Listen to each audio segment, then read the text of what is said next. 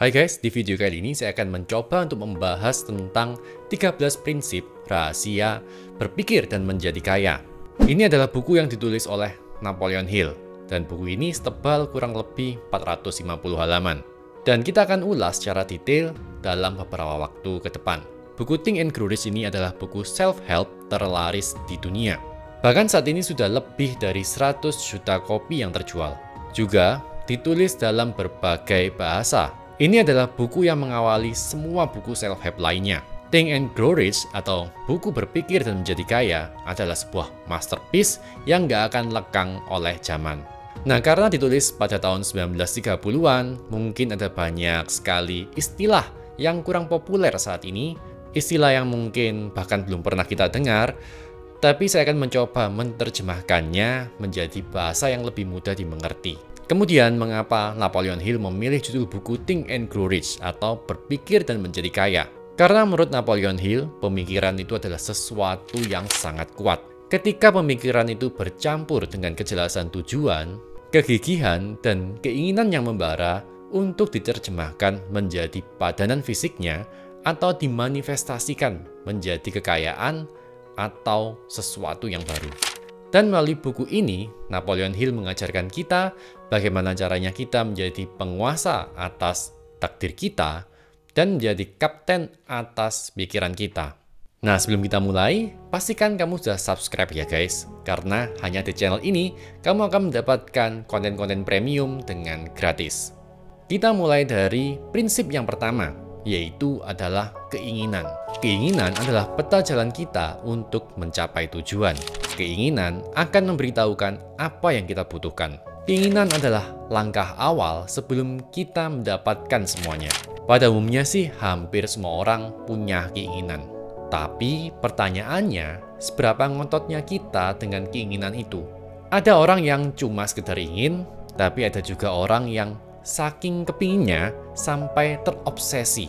Dulu ada seseorang yang bernama Napoleon Bonaparte. Ini Napoleon Bonaparte ya guys, bukan Napoleon Hill. Mereka adalah dua orang yang berbeda. Dia hendak mengirimkan pasukannya untuk melawan satu pasukan musuh yang sangat kuat dan besar. Setelah tiba, ia menurunkan seluruh perlengkapan dari kapalnya. Ia memerintahkan seluruh prajuritnya untuk keluar dari kapal. Dan kemudian, ia memerintahkan prajuritnya untuk membakar kapalnya. Setelah itu, Napoleon Hill mengatakan, kalau kalian mau keluar dari tempat ini hidup-hidup, kalian harus menang. Setelah itu, mereka pergi bertempur. Dan karena mereka nggak punya pilihan, akhirnya mereka menang. Setiap orang yang ingin menang harus bersedia untuk membakar kapalnya dan memutus semua jalan mundur sehingga nggak ada kata balik kucing. Prinsip yang kedua dari berpikir dan menjadi kaya adalah keyakinan. Keyakinan artinya percaya dengan diri kita sendiri untuk meraih keinginan. Di buku ini, Napoleon Hill mengatakan, keyakinan adalah titik awal dimulainya kekayaan. Keyakinan adalah benih dari semua mukjizat. Keyakinan adalah penangkal kegagalan. Keyakinan adalah emosi yang paling kuat. Keyakinan akan memberikan kita akses untuk kita bisa berkomunikasi dengan kecerdasan tidak terbatas. Teman-teman masih ingat apa yang kita bicarakan di video saya yang berjudul Law of Attraction? Kekayaan diawali dari pemikiran, dan jumlahnya hanya dibatasi oleh benak dan keyakinan kita.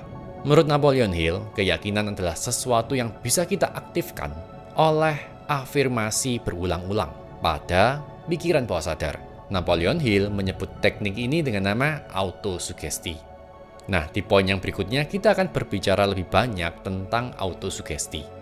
Ingat, waktu itu tahun 1930-an, jadi prinsip Law of Attraction waktu itu belum pernah diperkenalkan atau mungkin bahkan belum ditemukan waktu itu. Tapi kurang lebih Napoleon Hill menyampaikan prinsip yang sama. Kemudian prinsip yang ketiga adalah autosugesti. Autosugesti mudahnya adalah sugesti diri. Dalam arti yang lebih luas adalah cara kita berkomunikasi dengan alam bawah sadar kita. Nah, kalau kamu belum menonton video saya tentang Law of Attraction, kamu bisa menontonnya karena prinsip yang disampaikan oleh Napoleon Hill ini kurang lebih sama. Pikiran bawah sadar kita bertindak sesuai dengan pemikiran kita yang sudah dibumbui dengan emosi atau perasaan. Menurut Napoleon Hill, begitu banyak orang yang menjalani kemiskinan karena nggak pernah melatih bagaimana caranya mereka bisa berkomunikasi dengan pikiran bawah sadar mereka. Nggak pernah belajar bagaimana caranya mengontrol pikiran bawah sadar mereka. Padahal, manusia adalah penguasa nasibnya sendiri. Tapi sebagian besar dari kita gagal menjadi penguasa. Karena kita nggak punya cukup kekuatan untuk mempengaruhi pikiran bawah sadar kita. Contohnya ada jutaan orang yang mengalami kejadian buruk dan percaya ada mungkin kuasa yang aneh, mungkin kutukan yang terjadi pada mereka. Padahal, mereka sendirilah yang membuat kemalangan itu. Mereka sendiri yang membuat melalui pikiran-pikiran negatif. Intinya begini, prinsip autosugesti ini seperti menipu pikiran kita sendiri, menipu pikiran bawah sadar kita. Dengan prinsip ini, kita dapat mengubah keinginan kita menjadi sebuah obsesi yang membara. Nah, kalau teman-teman pernah mendengar tentang afirmasi, Napoleon Hill ini termasuk salah satu orang pertama yang memperkenalkan tentang afirmasi. Caranya bagaimana afirmasi? Caranya adalah dengan membuat skrip yang positif. Misalkan berisikan saya kaya, saya sehat, saya mulia, saya sukses, saya punya rumah, dan lain sebagainya. Di video lain saya akan buatkan contoh skrip tentang afirmasi ya. Kalau saya lupa, teman-teman boleh ingatkan saya. Untuk mempengaruhi pikiran bawah sadar kita, bisa juga kita dengan mengelilingi diri kita dengan benda-benda yang positif. Mengelilingi diri kita dengan buku-buku, gambar-gambar, ataupun tulisan yang memotivasi kita. Bisa juga benda-benda yang diasosiasikan dengan kemakmuran. Misalkan piala, sertifikat, dan lain sebagainya. Prinsip yang keempat adalah pengetahuan khusus. Jadi Napoleon Hill mengatakan, ada dua jenis pengetahuan. Yang pertama adalah pengetahuan umum. Yang kedua adalah pengetahuan khusus. Pengetahuan umum nggak peduli seberapa banyaknya, hanya digunakan sedikit sekali dalam upaya untuk mengumpulkan kekayaan. Nah, sekolah pada umumnya mengajarkan pengetahuan umum. Dan kalau boleh dibilang nih, banyak profesornya yang mungkin bukan orang kaya dan nggak punya uang dalam jumlah yang banyak. Mereka mengajarkan pengetahuan, tapi nggak bisa mengubah pengetahuan itu menjadi sesuatu yang menghasilkan uang. Utamanya menghasilkan uang dalam jumlah yang sangat besar. Pengetahuan nggak akan mendatangkan uang, kecuali pengetahuan itu diarahkan pada rencana-rencana dan tujuan yang pasti, yaitu mengumpulkan uang atau menciptakan sesuatu yang menghasilkan uang. Jadi ada miskonsepsi tentang knowledge. Kita sering mendengar knowledge is power. Padahal pengetahuan hanya akan menjadi kekuatan ketika diatur menjadi rencana, tindakan, dan satu tujuan yang pasti. Kegagalan sistem pendidikan menurut Napoleon Hill adalah gagalnya mengubah pengetahuan ini menjadi kekayaan, kekuatan, uang, kekuasaan setelah para murid memperolehnya. Orang yang nggak berpendidikan bukan berarti orang yang nggak bersekolah. Orang yang berpendidikan adalah orang yang bisa mengembangkan kekuatan dalam pikiran mereka sedemikian rupa, sehingga ia bisa meraih apapun yang ia inginkan, tanpa melanggar hukum, tanpa melanggar hak-hak orang lain. Orang yang berpendidikan adalah orang yang mengetahui di mana mereka dapat mendapatkan pengetahuan ketika mereka membutuhkan. Dan bagaimana mengubah pengetahuan itu menjadi suatu rencana dan tindakan yang pasti untuk mendapatkan kekayaan. Sementara orang yang tidak sukses adalah orang yang mengira proses pendidikan, proses belajar berakhir ketika mereka lulus sekolah. Prinsip yang kelima adalah imajinasi. Para pemimpin besar menjadi hebat karena menggunakan kekuatan imajinasi. Imajinasi adalah tempat di mana seluruh rencana dibuat. Dan ada dua jenis imajinasi. Yang pertama adalah imajinasi sintetis. Imajinasi yang jenis ini tidak menciptakan sesuatu yang baru, tapi adalah sebuah inovasi dari pengetahuan dan pengalaman yang sudah ada. Imajinasi yang kedua adalah imajinasi kreatif. Melalui kekuatan ini, Napoleon Hill mengatakan kita dapat berkomunikasi dengan kecerdasan tidak terbatas. Dan melalui kekuatan ini, kita dapat merasakan vibration dari orang lain, getaran, dan bisa berkomunikasi dengan alam bawah sadar orang lain. Wah, apa seperti kekuatan telepati ya? Tapi mudahnya seperti ini. Bayangkan pikiran kita ini memiliki sebuah energi, dan energi ini akan saling tarik-menarik dengan orang yang mempunyai frekuensi energi yang sama. Makanya teman-teman akan melihat banyak orang yang punya kebiasaan yang sama, punya kesukaan yang sama, punya ide dan impian yang sama. Kebanyakan mereka akan berkumpul dalam satu tempat, mungkin bisa disebut komunitas. Mengapa? Karena energi mereka saling tarik-menarik. Orang pintar akan menarik orang pintar lainnya, orang kaya akan menarik orang kaya lainnya, dan orang miskin, orang bodoh akan menarik orang bodoh dan orang miskin lainnya. Produk dari imajinasi kreatif ini adalah ide, dan ide adalah dasar dari seluruh kekayaan. Coba teman-teman googling bagaimana resep Coca-Cola dibuat saat pertama kali. Bagaimana Gillette menjadi sebuah produk yang bernilai miliaran dolar. Kekayaan hanya datang ketika ide itu diubah menjadi sebuah tindakan dan rencana yang pasti. Juga ide lebih kuat daripada otak yang melahirkan ide. Karena otak kita suatu hari akan kembali menjadi debu. Sementara ide memiliki kekuatan untuk terus hidup. Kalian bisa lihat pendiri KFC sekarang sudah meninggal, tapi kita masih bisa menikmati hasil dari idenya. Prinsip yang keenam dari berpikir dan menjadi kaya adalah perencanaan. Nah, tadi kita sempat singgung-singgung tentang rencana yang pasti. Kali ini kita akan belajar tentang bagaimana caranya kita merencanakan kekayaan kita. Ya pasti, yang pertama adalah kita harus punya rencana. Tapi, jika rencana pertama kita gagal, jangan menyerah dan ganti dengan rencana yang baru.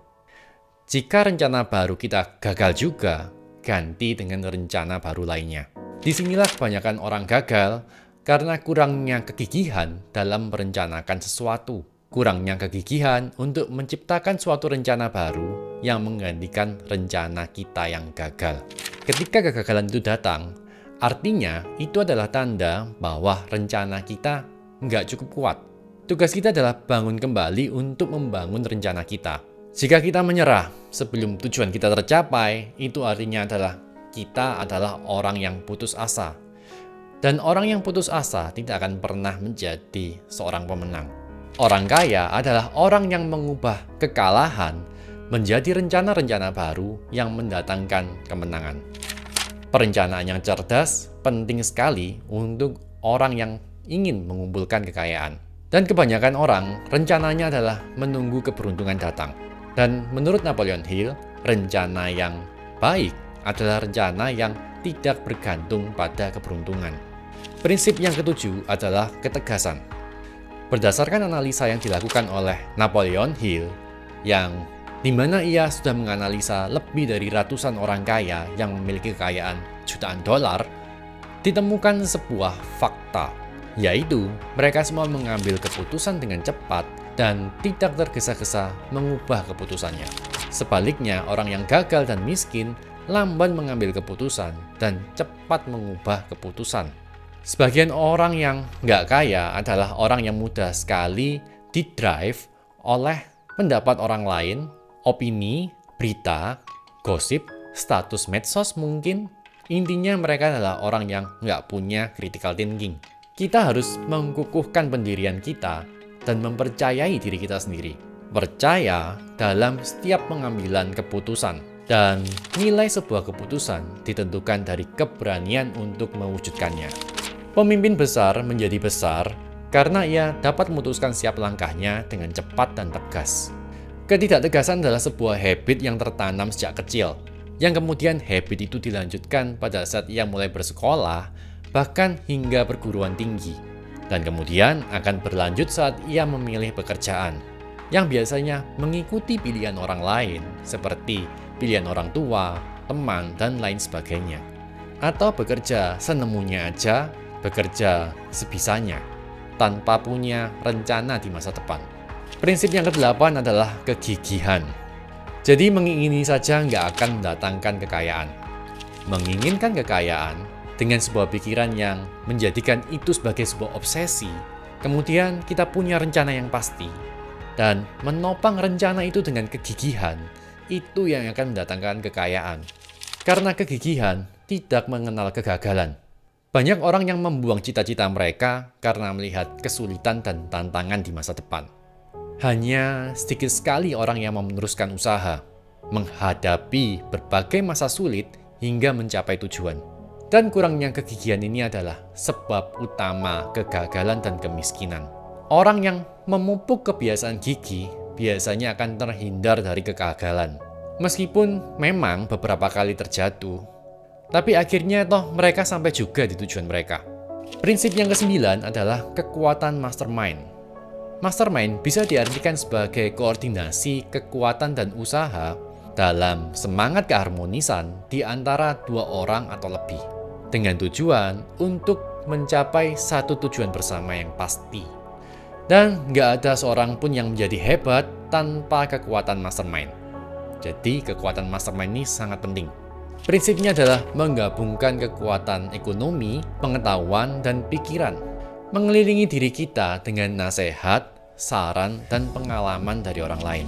Contohnya adalah Andrew Carnegie. Andrew Carnegie ini terkenal sebagai orang yang pandai berbisnis baja. Padahal, pengetahuannya tentang baja itu sangat minim sekali. Ia nggak tahu banyak tentang baja. Kekuatannya adalah untuk mengumpulkan orang-orang agar bisa bekerja sama secara harmonis untuk mencapai satu tujuan bersama. Dan dari mastermind yang ia kumpulkan ini, ia mengumpulkan kekayaan dengan jumlah yang sangat amat besar. Jadi yang pertama yang harus kita lakukan adalah kita bergabung dengan sebuah kelompok di mana kita dapat bertemu dengan orang-orang yang mungkin suatu hari kita butuhkan. Pilih rekan-rekan yang punya nilai, target, dan impian yang sama dengan kita.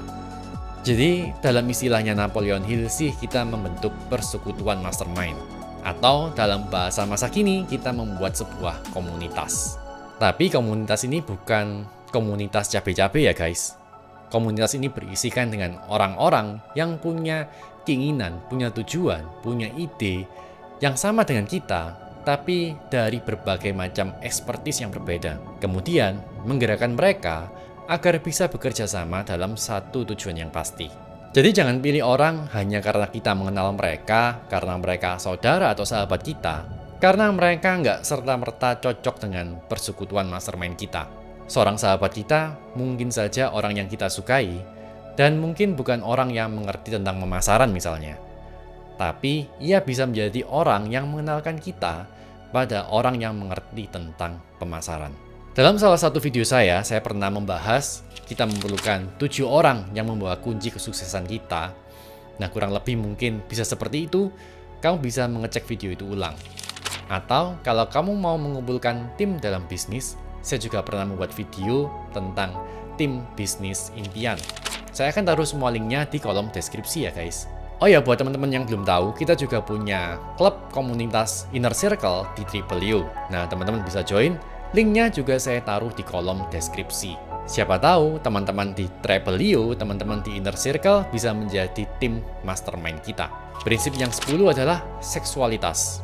Ya, teman-teman nggak salah dengar, seksualitas. Saya kurang tahu mengapa Napoleon Hill menyamakan karisma dengan seksualitas. Tapi intinya, di bab ini, Napoleon Hill menyampaikan karisma, gairah, dan antusiasme itu adalah elemen yang sangat penting dalam kesuksesan.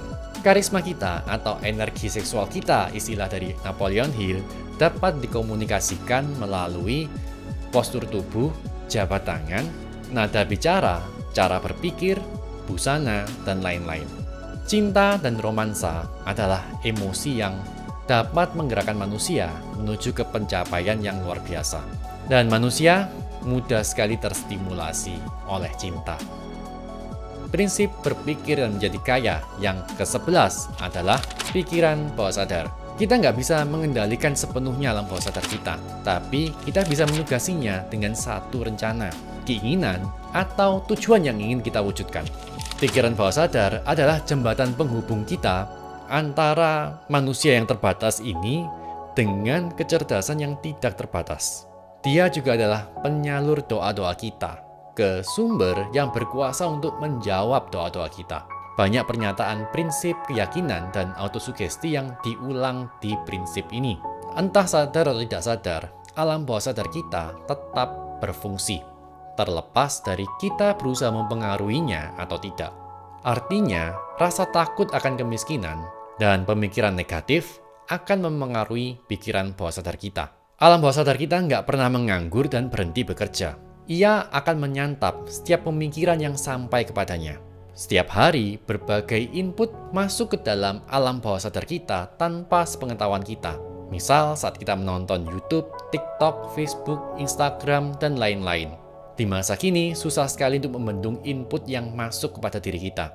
Jadi penting untuk kita bisa mengatur feed kita, mengatur search kita di Google, channel yang kita subscribe, dan channel yang kita follow, agar nggak terlalu banyak input negatif yang masuk ke dalam alam bawah sadar kita.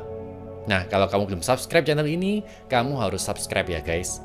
Saya yakin channel ini bisa memberikan input yang positif buat teman-teman. Bahasa pikiran alam bawah sadar adalah emosi. Jadi penting bagi kita untuk mengetahui dan belajar tentang bahasa pikiran bawah sadar. Emosi dibagi dua, yaitu emosi positif dan emosi negatif. Emosi positif adalah keyakinan, keinginan, cinta, seks, antusiasme, romansa, dan harapan. Sementara emosi negatif adalah takut, iri, benci, dendam, serakah, percaya tak hayul, dan marah. Baik emosi positif dan negatif nggak bisa menempati alam bawah sadar kita dalam waktu yang berbarengan. Pasti ada pikiran yang mendominasi. Dan tugas kita adalah memastikan pikiran positiflah yang mendominasi. Prinsip yang ke-12 adalah otak. Menurut Napoleon Hill, otak yang terstimulasi oleh emosi yang positif dapat berfungsi pada level atau tingkatan yang jauh lebih tinggi. Di prinsip ini, Napoleon Hill menjelaskan, alam bawah sadar kita berfungsi sebagai antena pemancar, dan otak manusia dapat menangkap getaran vibrasi yang dipancarkan oleh alam bawah sadar orang lain. Jadi singkatnya, otak kita adalah mesin penerima stimulus pemikiran yang terdiri dari 4 hal, yaitu pemikiran secara sadar dari orang lain, alam bawah sadar, secara bawah sadar dari orang lain, dan kecerdasan tak terbatas. Kemudian prinsip yang ke-13 adalah indera keenam. Nah, konsep ini adalah sesuatu konsep yang abstrak dan mungkin agak sedikit susah untuk dijelaskan. Tapi intinya, indera keenamnya adalah bagian dari alam bawah sadar kita dan sering disebut juga sebagai stasiun penangkap, firasat, ataupun ilham. Melalui indera keenam, kita akan mendapatkan peringatan yang tepat ketika mungkin ada mara bahaya yang datang pada kita, dan juga berfungsi sebagai pengingat ketika kesempatan itu datang agar kita bisa memanfaatkannya. Masih ingat video saya yang berjudul Law of Attraction tentang subconscious? Subconscious, alam bawah sadar kita, berbicara dengan emosi. Sementara subconscious kita atau kecerdasan tidak terbatas kita berbicara melalui tanda. Kalau teman-teman belum nonton, teman-teman nonton ya. Indera keenam bertindak seolah ia adalah malaikat penjaga kita yang datang untuk memberikan bantuan, bimbingan, dan peringatan pada kita. Itu dia 13 prinsip yang tersimpan dalam buku Think and Grow Rich. Kurang lebih kita sudah membahas 85% isi buku Think and Grow Rich atau berpikir dan menjadi kaya. Dan sampai di sini teman-teman mendapatkan sesuatu. Kalau teman-teman mendapatkan sesuatu, silakan klik tombol subscribe ya guys, dan jangan lupa untuk share ke teman-teman yang lain.